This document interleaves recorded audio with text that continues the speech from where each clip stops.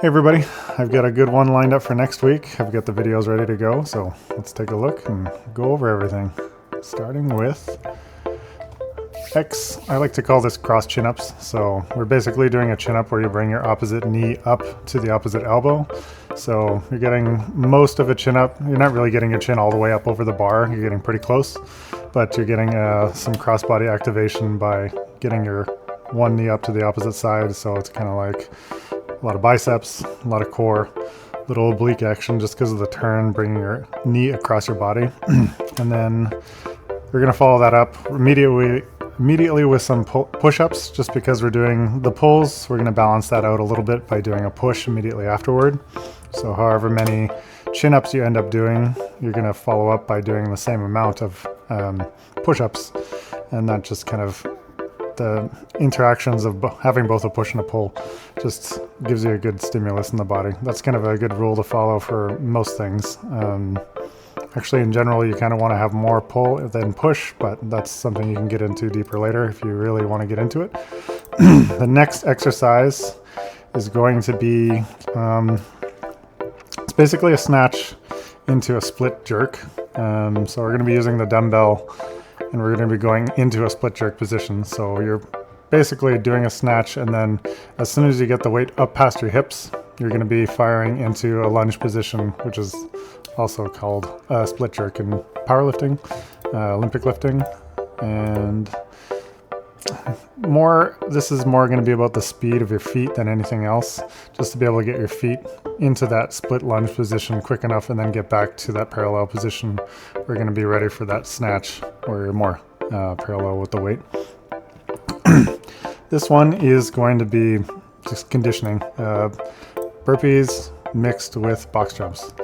The trick here is to actually get your body all the way on top of the box and then fully extend your legs while you're on top of the box. One tip that I like to tell people here, and we can see it, when you're coming down off of a box jump, if you're going to jump down, if you're not going to step down, I recommend stepping down unless you're really thinking about it. You want to make sure your knees don't cave together when you're coming down off of a box. Most people think about knee cave when they're doing a squat or something like that. They don't often think about it on the deceleration of a landing from a box jump. So you want to make sure when you're landing, your knees are tracking out all the time. They never come in together, because over time, especially jumping down, it's a lot of impact, and it's going to build up on your joints over time in a way that you don't like.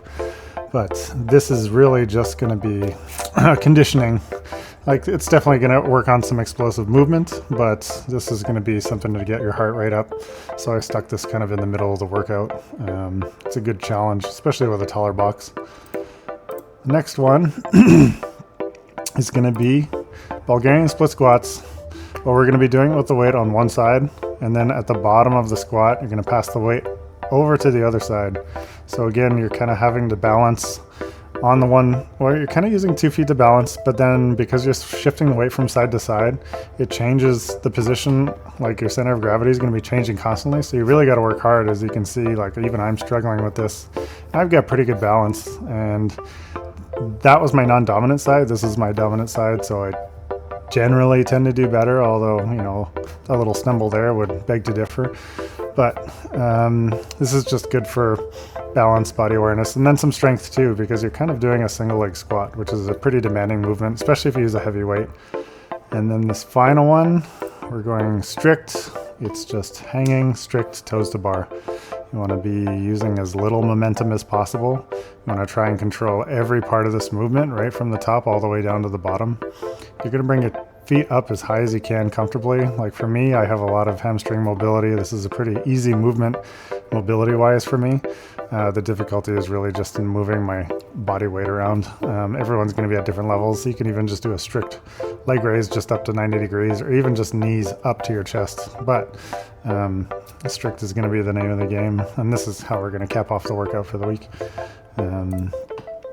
I think we had a busy one last week. I'm expecting to have another one this week, so I'm looking forward to seeing everyone in the gym. And bring your A game. We're going to have some fun. You have a good night.